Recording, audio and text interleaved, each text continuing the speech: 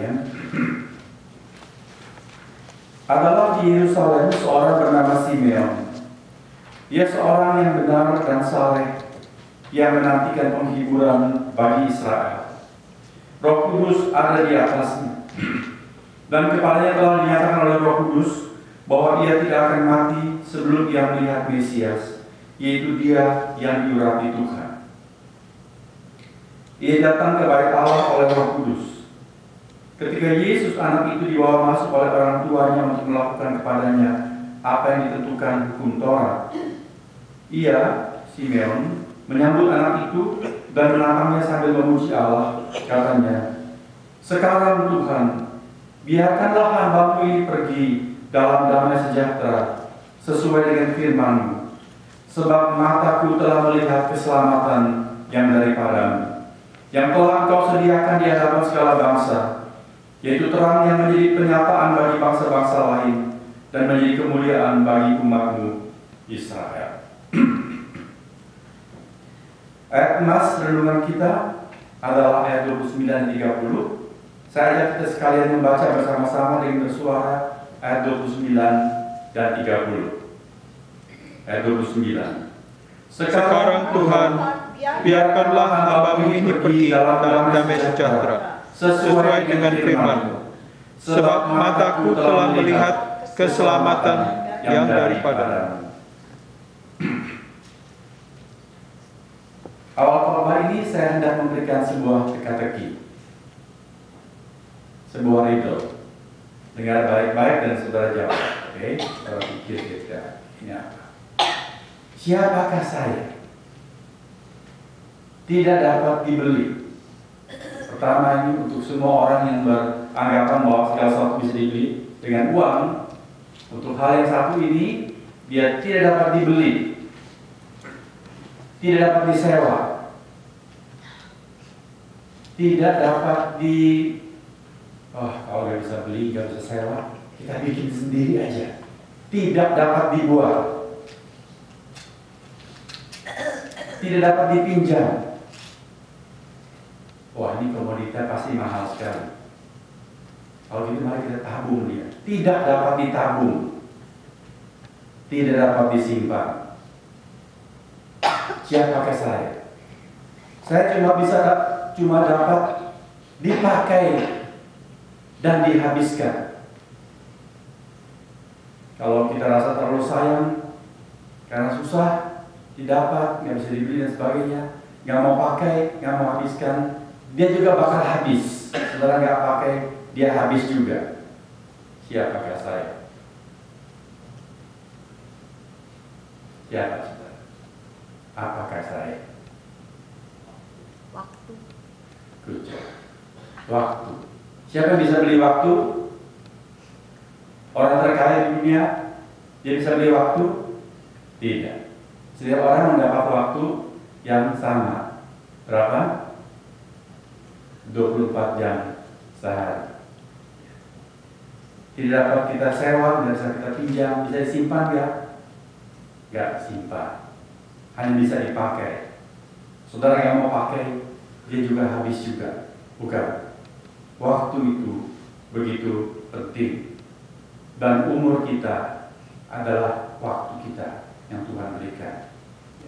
Ada orang dari Mazmur 90 kita baca, ada yang dapat umur 70 tahun, ada yang umur 80 tahun, ada yang lebih sedikit dari itu, ada yang lebih banyak.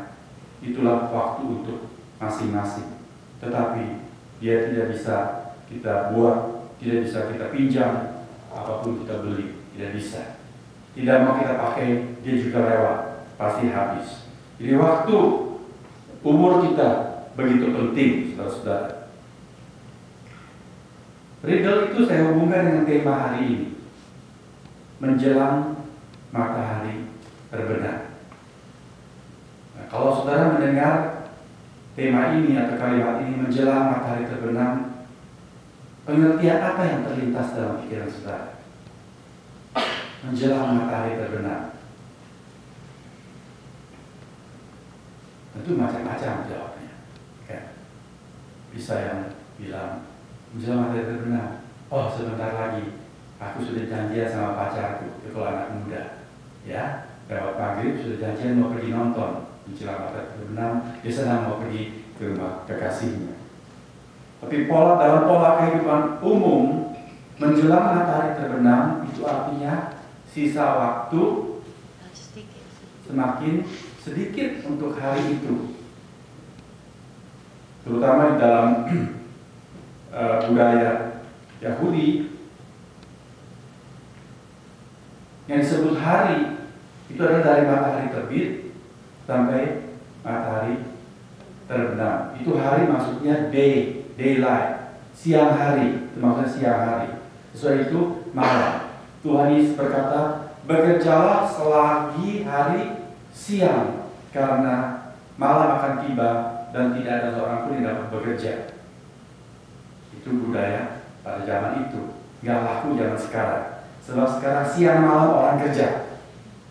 Karena semakin global kehidupan sekarang ini, banyak pekerjaan dilakukan overseas, di seberang lautan.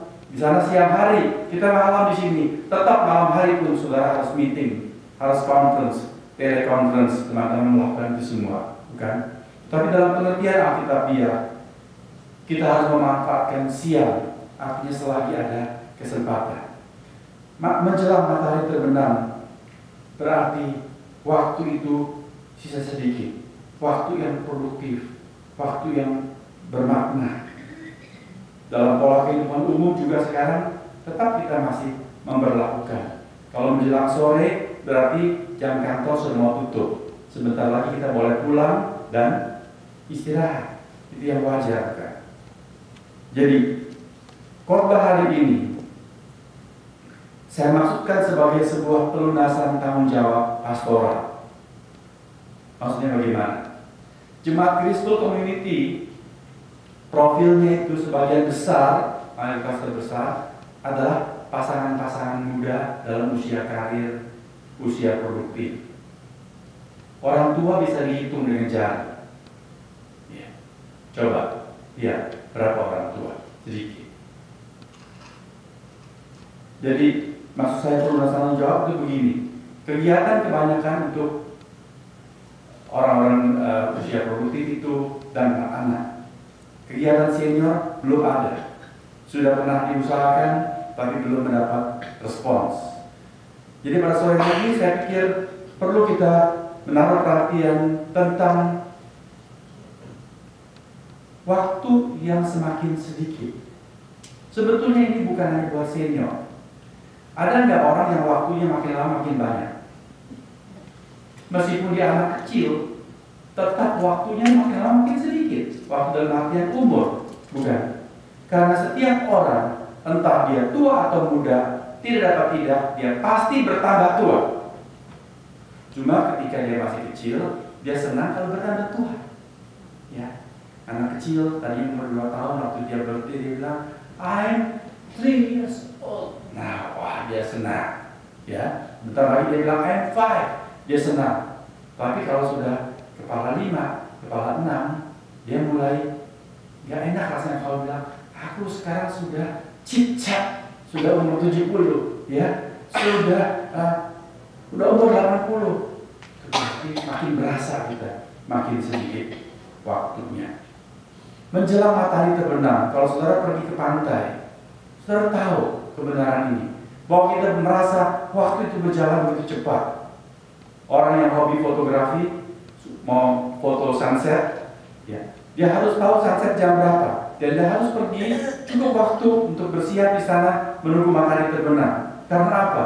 Dalam hitungan detik, terasa matahari itu cepat sekali hilang. Bukan? Kalau masih tengah hari bolong, kita lihat matahari masih nangkring di atas, rasanya jalannya lambat. Tapi kalau dia menjelang terbenam, sebentar dalam hitungan detik, sudah lihat lagi, dia sudah turun cepat, begitu cepat. Dan sebentar lagi, dia sudah tidak kelihatan. Seorang manusia sampai puncak tengah hari kehidupannya, usia berapa? Paling kuat manusia itu umur berapa coba? Umur 20-an mungkin ya. paling kuat umur 20-30, jadi seperti Sam, seperti Ronald ini, wah paling segar-segarnya. Nggak dikasih makan dari pagi sampai sore itu mereka masih kuat hiking. Ya. Tapi kalau kita mana tahan, saudara-saudara. Tapi selepas mulai kepala 4 begitu, mulailah kita merasa kekuatan menurun.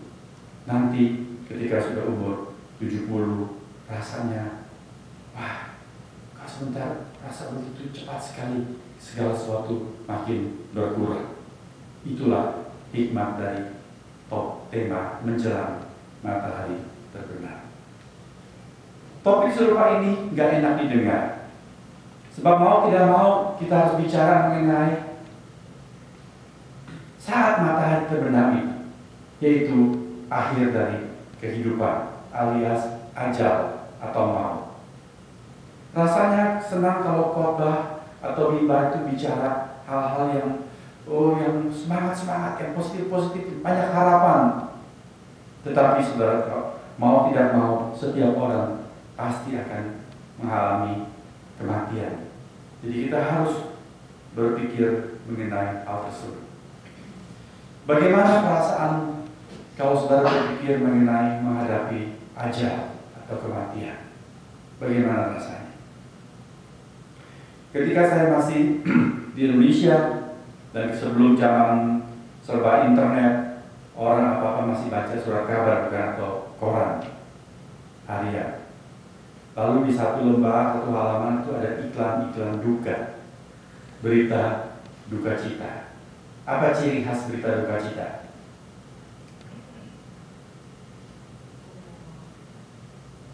Telah pertama berduka cita, begitu ya. Lalu kemudian ada foto, kemudian kalimatnya mulai dengan apa? Telah meninggal dunia dengan tenang. Saya pikir zaman sekarang masih enggak. Tadi saya buka internet, saya lihat, saya klik di sana iklan duka cita. Lalu saya buka Kompas, ternyata masih sama, saudara. Kebanyakan kalau yang umum tulisnya telah meninggal dunia dengan tenang. Kalau yang khas Kristen, telah kembali ke rumah Bapa di sorga. Kalau yang Islam, inna lillahi wa inna ilaihi raji'un. Saya cari artinya apa sih? Itu artinya dari Allah kita adalah milik Allah, maka kembali kepada Allah juga. Saudara-saudara, iklan-iklan duka dimulai dengan telah meninggal dunia yang tenang, telah kembali ke rumah Bapa di surga, plus the best picture of the person yang bersangkutan. Waktu dia masih muda, ya, waktu dia tersenyum cerah di sana. Apa betul itu? Orang-orang, setiap orang yang meninggal itu telah meninggal dunia dengan tenang. Apa benar, saudara? Apa nggak ada yang telah meninggal dunia dengan mata? Maksud telah meninggal dunia dengan tenang, sebenarnya dia meninggal bukan karena mati ketembak di medan perang. Mungkin juga berarti bukan ditabrak di tengah jalan. Meskipun orang yang meninggal ditabrak juga ditulis telah meninggal dengan tenang. Ada yang meninggal dengan mata tidak berang? Gak ada. Kok tante tahu sih? Banyak saudara yang meninggal tidak berang, tetapi kemudian begitu dia menghembuskan napas terakhir, yang menjaga di sana terus usah kelopak matanya supaya nurun. Sebab kalau orang sudah jadi jenazah, serem sekali, bukan? Mesti ditutup matanya.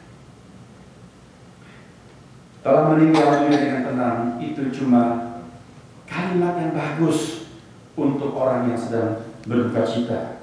Tetapi siapa yang tahu dia betul mati dengan tenang atau mati dengan takut, dengan tegang sekali. Dia tidak mau sebetulnya mati. Ada yang menjerit-jerit, tapi juga tetap tulis telah meninggal dengan tenang. Telah kembali ke rumah Bapa di surga. Siapa yang tahu? Itu orang kaya yang dicatat riwayatnya bersama dengan Lazarus yang miskin. Saya pikir waktu dia meninggal juga iklannya pasti ditulis setelah meninggal dunia dengan tenang. Tapi sebetulnya si kaya itu sendiri dari seberang sana dia menjerit-jerit, dia bilang tolong itu diganti iklannya. Ya, sebab aku meninggal dengan ketakutan dan sekarang aku nggak tenang. Jangan tulis setelah kembali ke rumah Bapa di surga. Aku sekarang sengsara di dalam api. Siapa yang tahu? Yang tahu cuma yang bersangkutan, bukan? Kita tidak tahu kecuali yang bersangkutan ketika dia menjelang ajalnya bersaksi seperti Simeon yang kita baca tadi. Kita baru tahu pasti bahwa itu meninggal dengan tenang kalau dia berkata, sekarang Tuhan, biarkanlah hamba-Mu ini pergi dalam damai sejahtera. Dalam Alkitab bahasa sehari-hari diterjemahkan begini, Tuhan, sekarang saya dapat mati dengan tenang. Itu kesaksian Simeon. Bagaimana agar saya dan saudara dapat sungguh meninggal dunia dengan bersaksi seperti Simeon? Tuhan, sekarang biarlah hamba kembali dalam damai sejahtera dengan tenang. Saudara, kita perlu mengkaji dan mempelajari. Karena secara jasmania, secara hidup biologis, tidak ada seorang pun manusia yang rela mati secara biologis. Maksud saya apa? Mekanisme jasmani kita ini selalu berjuang untuk hidup. Tubuh kita ini, meskipun dia diciptakan dari debu, tetapi tidak kepingin kembali kepada debu. Saudara nggak percaya? Coba sekarang semua tutup hidungnya, rapatkan mulut, coba mau tahan berapa menit, saudara. Ya. Ada nggak yang rela? Oke, saya tutup 1 jam, nggak apa? Ada? Nggak ada. Baru semenit, nggak sampai semenit, saudara sudah harapan. Kalau orang lain yang tutup hidung saudara, pasti saudara akan kebaskan tangannya, bukan? Kalau ada orang yang benamkan kita ke air, kita tidak tahan, lalu sebentar kita mau berontak, mau keluar. Tubuh kita ini selalu mempunyai mekanisme berjuang untuk hidup. Kita nggak kepingin mati, tetapi kita nggak kepingin pun kita akan mati, saudara-saudara. Saya akan meninggal dunia, dan saudara juga. Kecuali Tuhan Yesus datang di awan-awan sebelum kita meninggal, dan kita sungguh beriman kepada Tuhan, maka orang-orang pilihan Tuhan diangkat tanpa melalui kematian. Itu firman Tuhan. Tapi kalau tidak, kalau Tuhan Yesus belum datang, kita akan sampai kepada ajal kita masing-masing. Mau, tidak mau. Maka kita harus bersiap. Bagaimana ketika waktu itu tiba, aku bisa berkata seperti Simeon. Saya khotbah ini bukan buat saudara toh. Saya juga mempelajari ini untuk saya sendiri. Umur saya sudah lebih dari 60. Sebentar lagi saya 65 tahun depan. Jadi saya juga harus bersiap. Ketika matahari saya terbenam, apakah saya bisa berkata seperti Simeon? Kita harus berpikir mengenai itu.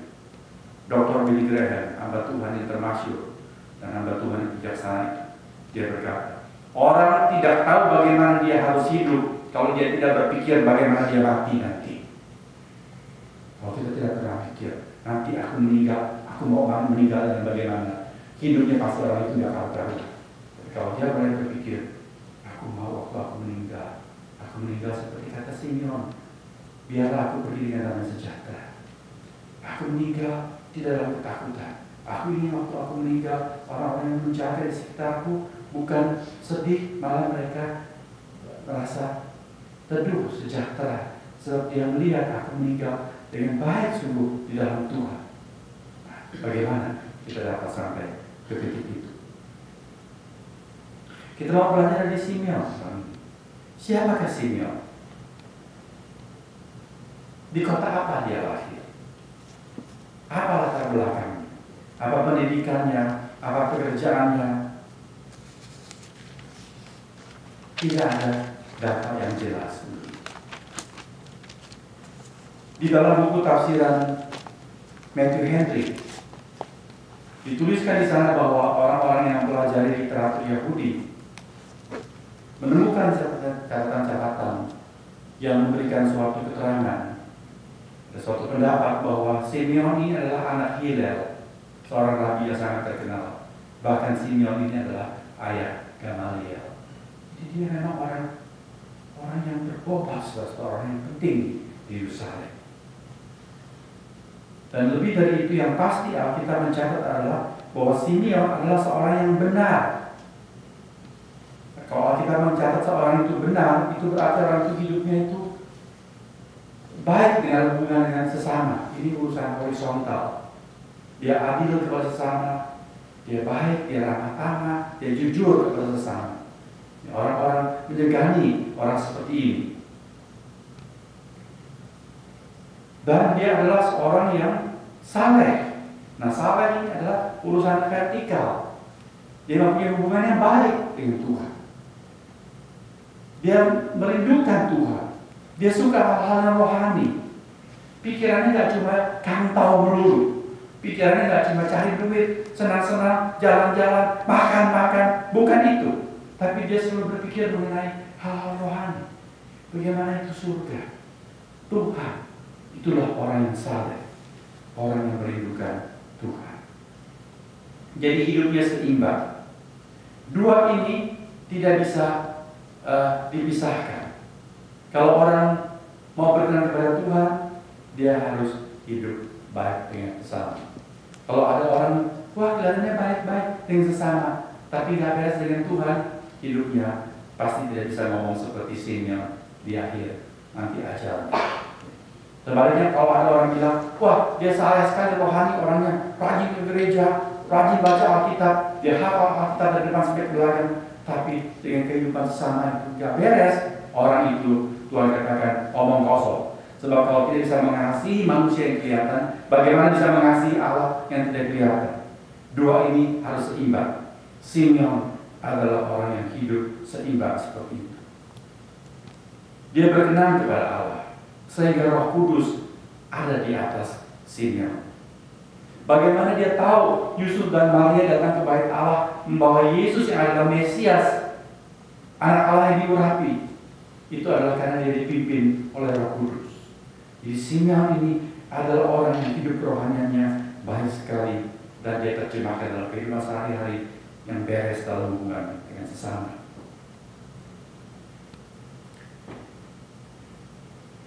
Berapa umur Simeon?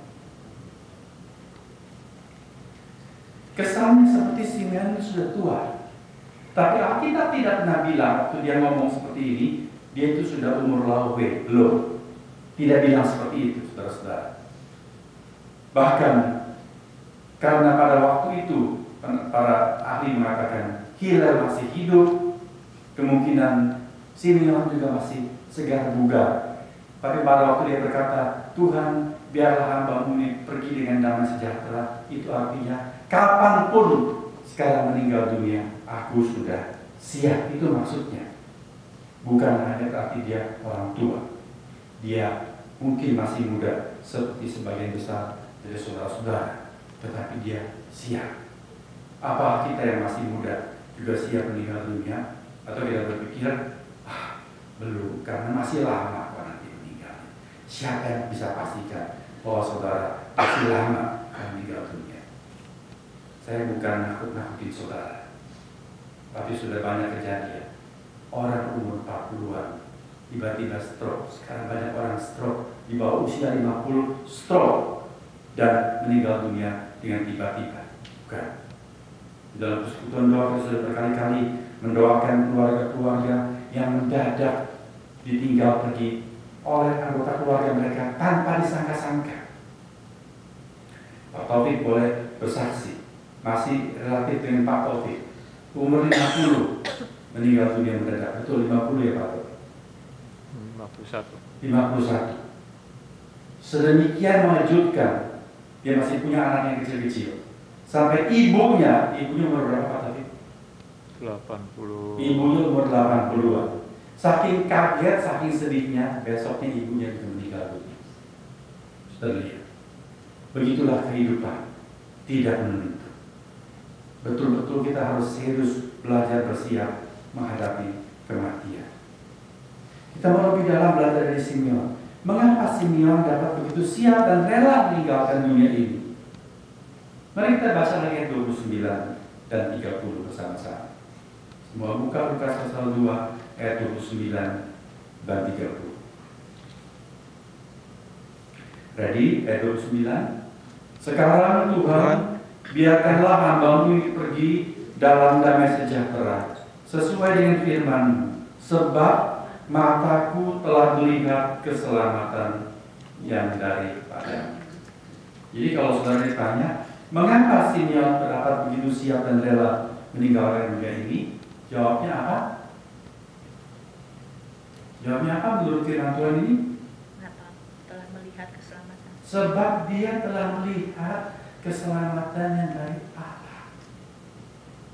Roh Kudus sudah memberitahukan spesifik kepada Simeon, kamu tidak akan meninggal dunia sebelum kamu berjumpa dengan Mesias. Karena waktu itu Kristus belum datang. Tetapi untuk kita sekarang artinya begini. Kalau seseorang dia sudah berjumpa dengan Kristus secara pribadi, Yesus Kristus bukan cuma cerita dalam Alkitab, bukan cuma cerita buat dia ketika dia masih di sekolah minggu.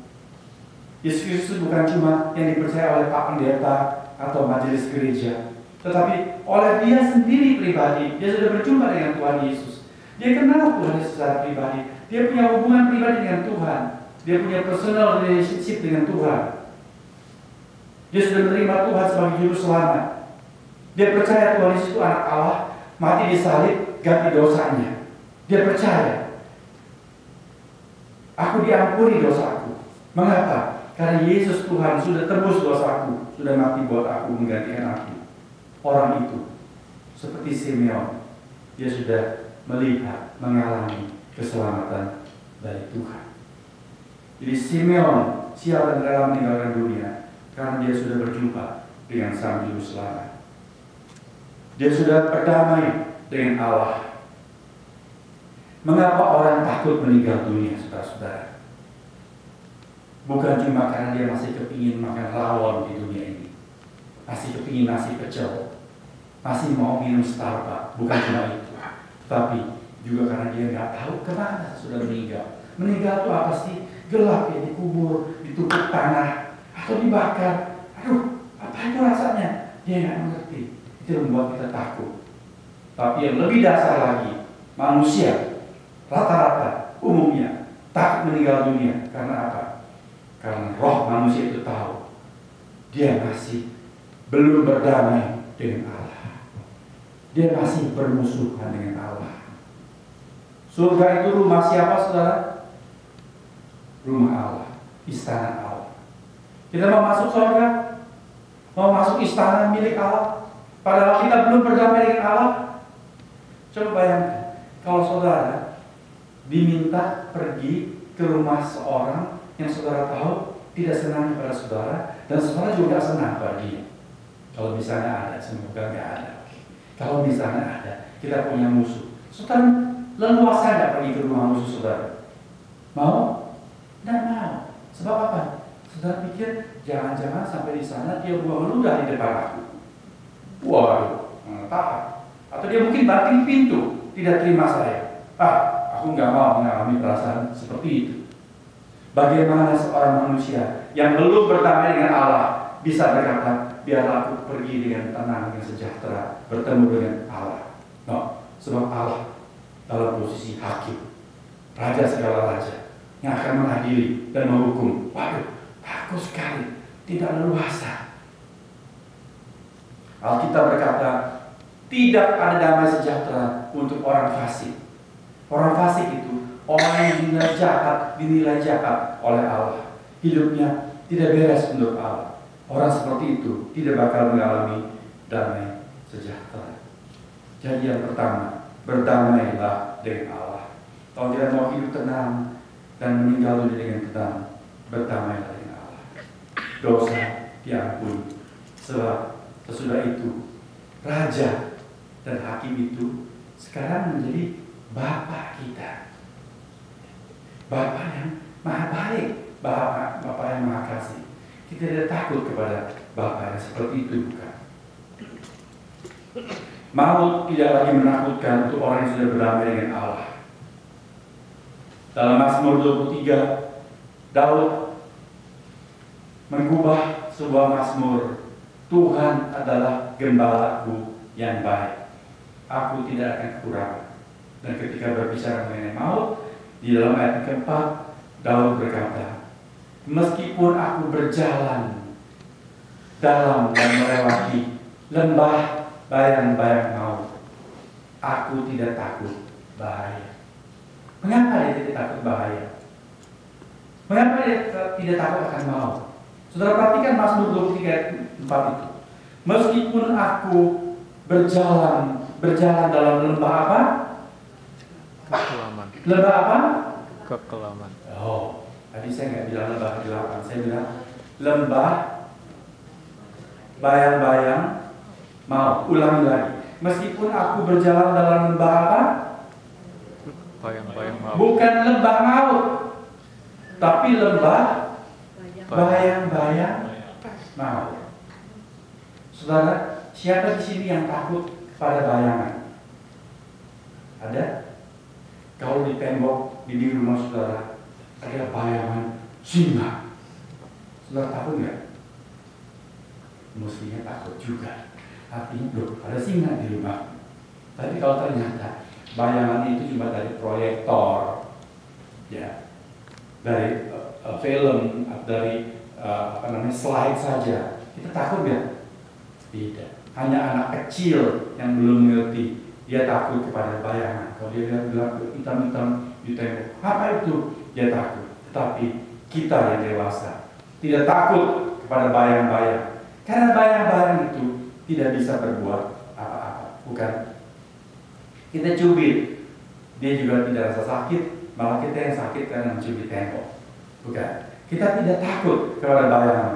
Untuk orang percaya, orang yang sudah berdamai dengan Allah, maut itu cuma seperti bayang-bayang saja yang tidak berdaya apa-apa kepadanya. Dia tidak perlu mengalami takut apapun. Lebih-lebih karena Mazmur 23 4 mengatakan, gadamu dan tongkatmu menyertai aku. Artinya sang gembala yang baik itu ada di sana, menjaga aku dengan senjatanya. Dia menyertai aku, melindungi aku. Takut apa? Orang yang berdamai dengan Allah menghadapi kematian dalam damai sejahtera, tidak ada ketakutan apapun. Mengapa Simeon siap dan rela meninggalkan dunia ini? Setelah perhatikan perkataannya dalam ayat 29 Lukas pasal 2. Sekarang Tuhan, biarkanlah hamba-Mu ini pergi. Dia menyebut Allah sebagai Tuhan, Lord, Tuhan. Bukan cuma sebutan di mulut, tapi dia betul-betul menjalani statusnya sebagai apa? Sebagai hamba. Artinya apa? Simeon dalam hidupnya, dia itu mengabdi pada Tuhan, melayani, suka melayani Tuhan, suka ambil bagian dalam pekerjaan milik Tuhan. Dia bukan cuma menikmati Tuhan demi berkat-berkatnya, tapi dia juga suka mengembalikan apa yang Tuhan berikan kepadanya sebagai bentuk pengabdian, sebagai bentuk pelayanan. Hartanya dipakai untuk pekerjaan Tuhan, tenaganya dia pakai untuk melakukan pekerjaan Tuhan, waktunya dia abdikan untuk mengelola pekerjaan Tuhan, bakatnya dia berikan untuk pekerjaan Tuhan. Dia sungguh menjadi hamba Tuhan, orang yang hidupnya mengabdi kepada Tuhan. Bukan cuma semua untuk diri sendiri, bahkan sampai Tuhan pun diperalat buat diri sendiri. Tapi orang ini dia mempersembahkan segala sesuatu dari Tuhan dalam hidupnya, segala sesuatu yang baik kembali untuk pekerjaan Tuhan. Orang seperti itu pada waktu meninggal dunia tidak takut, sebab dia tahu dia sudah menunaikan tanggung jawab dalam dunia ini dengan baik. Waktu dia mau pulang itu, dia mau meninggal dunia, malaikat Tuhan dikirim untuk menyambut dia. Dia tahu, mungkin dia sudah mendengar, seperti Tuhan berkata di Matius 25, baik sekali perbuatanmu, hai hambaku yang baik dan yang setia. Marilah kamu masuk ke dalam kesukaan Tuhan. Disambut, saudara-saudara. Hamba-hamba yang setia waktu meninggal dunia disambut oleh Tuhan sendiri. Dunia tidak seperti Tuhan. Dunia itu memberlakukan prinsip seperti habis manis sepah dibuang. Orang pelihara kuda, entah itu kuda pacuan atau kuda bendi. Oh, waktu masih muda dirawat baik-baik. Apalagi kalau sering menang, disayang saya. Tapi kalau sudah sering kalah, kalau sudah tua, sudah nggak berdaya, diapakan? Di Sulawesi Selatan ada coto, itu masakan soto khas Makassar. Hati-hati saudara, coto kuda, bukan coto sapi, coto kerbau, coto kambing, coto kuda. Kuda-kuda yang sudah tua, yang sudah kuat, tidak kuat untuk bekerja, ya, daripada mati sia-sia, dipotong saja, lalu dagingnya dibuat coto. Itulah dunia kita, habis manis sepah dibuang. Di Amerika juga, teman-teman sudah mengerti, loyalitas atau kesetiaan tidak ada harganya. Bekerja sudah berapa puluh tahun pun, kalau bos merasa, orang ini sudah tidak berkenan, untung aku sudah kuat bayar. Hari itu juga saudara datang, dikasih pink slip, pulang saja. Stop, langsung dipecat, tidak ada hubungan kerja. Bisa seperti itu. Loh, saya sudah beli 10 tahun, who cares? Tidak ada yang peduli. Tetapi itu tidak demikian dengan Allah. Allah menghargai hamba-hambanya yang setia. Kalau saudara baca Kisah Rasul pasal 8, di sana diceritakan mengenai seorang Kristen bernama Stefanus. Dia seorang pelayan Tuhan yang setia. Dia berkhotbah apa adanya. Lalu orang-orang Yahudi itu tidak senang. Kemudian para pemimpin itu menghasut Stefanus, diadili, dijatuhkan vonis, dianggap bersalah. Kemudian hukumannya apa? Hukuman mati dirajam batu. Dirajam batu. Pada waktu dia menjelang ajalnya, sedang ditipuki batu, apa kata Stefanus? Apa dia menjerit-jerit? Udah dong, stop, aku sakit nih, sudah cukup. Apa begitu? Dia minta belas kasihan? Tidak. Dia berkata, ya Allah, ampunilah dosa mereka. Seperti gurunya, seperti Tuhannya, seperti Yesus. Lalu saudara-saudara, Alkitab mencatat, langit terbuka, dan Stefanus melihat, aku melihat anak manusia, yaitu Yesus Kristus Tuhan kita, berdiri di sebelah tahta Allah Bapa. Apa artinya? Tuhan Yesus yang bertahta di sebelah Bapa sampai berdiri. Raja segala raja berdiri. Karena apa? Begitu appreciate hamba yang setia. Seperti para juri, kalau dia standing ovation, itu kan menghargai kontestan, bukan? Tuhan berdiri menghargai Stefanus dan siap menyambut Stefanus pulang. Kamu membunuh anakku, aku menyambut dia pulang. Dan saudara lihat, Stefanus juga tidak takut menghadapi ajalnya, karena dia sudah melayani Tuhan dengan setia. Untuk apa semua ini saya uraikan? Saya mau berkata kepada saudara pada umumnya, dan kepada para senior khususnya. Carilah Tuhan selama ia berkenan ditemui. Berserulah kepadanya selama ia dekat. Artinya kesempatan itu tidak selalu ada. Kalau saudara masih muda belia, masih segar bugar, persembahkanlah hidup saudara, waktu saudara, bakat saudara untuk Tuhan, bukan cuma untuk pekerjaan dunia ini. Kesian sekali, dunia merampas semua yang terbaik dari manusia, dan Tuhan cuma dapat sisa-sisa. Gak percaya? Coba saudara lihat.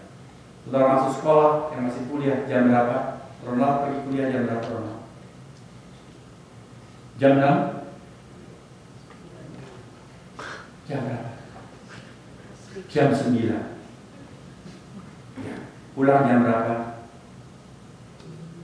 Jam 9 malam juga, sudah lihat. Ya. Chris berangkat kerja jam berapa? Enggak berangkat kerja karena bisa kerja dari rumah. Tapi umumnya kerja berangkat jam berapa rata-rata? Sulit, Vira berangkat jam berapa kerja? Kadang-kadang jam 5 ada. Subsi jam 5 pagi sudah berangkat. Pulangnya berapa sulit? Jam 8. Jam 8. Baru habis itu pergi Bible study. Ya, yang tersegar ini bukan cuma Vira, sebagai contoh tadi sebagai statistik sudah lihat kita dihisap oleh dunia. Semua yang tersegar, waktu kita, usia kita, kekuatan kita yang paling segar diambil dunia. Kalau kita pun mencintai Tuhan,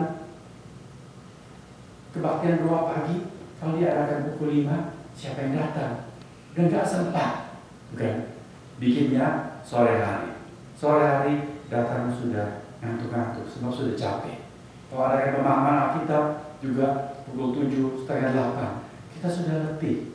Kalau masih ada latihan paduan suara, sore hari. Semuanya sore hari. Sebab waktu yang terbaik semua sudah diambil oleh dunia. Oke lah, persembahkan buat Tuhan. Tapi jangan sampai saat terakhir ketika sudah sekarang baru menyanyi, aku berserah. Sudah tidak bisa apa-apa. Aku berserah. Waktu segar bugar, semua buat dunia, semua buat senang-senang, semua buat cari harta. Sudah tidak bisa apa-apa. Tuhan kuserahkan diriku yang sudah tidak bisa apa-apain. Loh yang benar, saudara. Kalau kita mengasihi seseorang, ya, saudara bawa setangkai mawar, beli yang masih fresh, dikasihnya kapan? Seminggu kemudian begitu. Kalau saya mulai layu, go to hell. Gak usah pulang sini, aku gak mau jadi pacar kamu, pasti cewek ini bilang begitu, bukan? Kita memberikan semua yang terbaik, yang tersegar, the best kepada orang yang kita kasih. Mengapa kita tidak memberikan yang terbaik kepada Tuhan? Itu umumnya, itu setiap orang. Dan izinkan saya pada saat ini berbicara kepada kakak-kakak saya.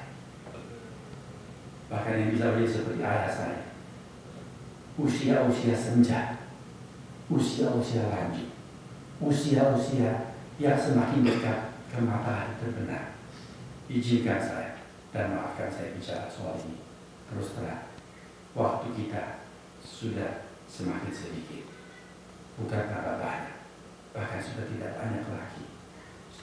Kapan saudara mau memberi waktu untuk belajar mengenai Tuhan, belajar mengenai sorga, seperti Simeon, hidup saleh, mengenal Allah, merindukan Dia?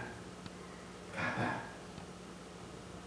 Saya sudah beritahu kepada beberapa rekan kerja, kita mau bikin acara buat senior, katakan sebulan sekali. Wah, susah lah, kapan sih mau cari harinya? Kumpul susah.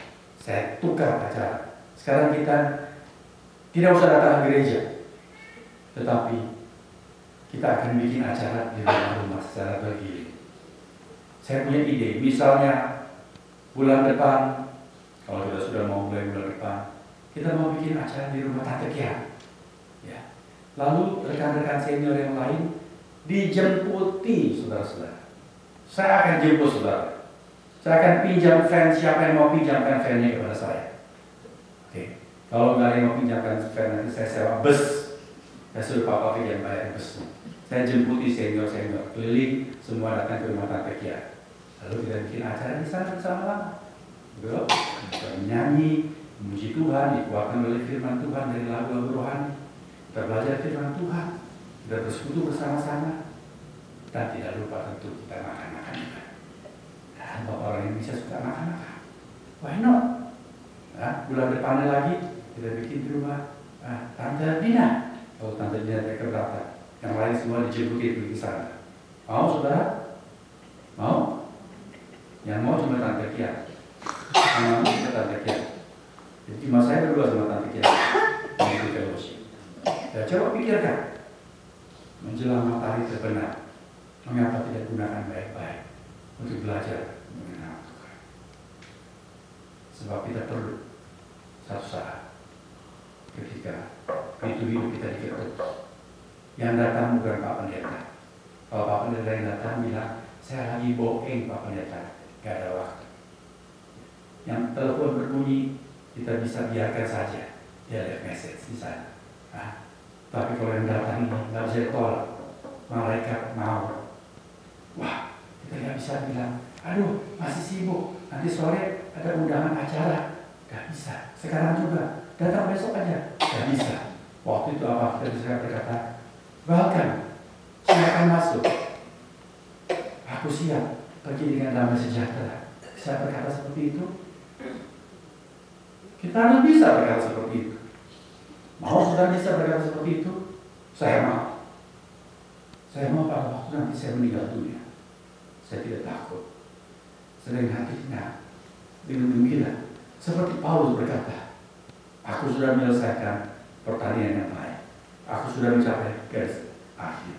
Sekarang aku mau berangkat. Seperti kapal, lepaskan tali-tali mengikat di dermaga. Aku mau berlayar ke pelabuhan yang tentram di seberang sana.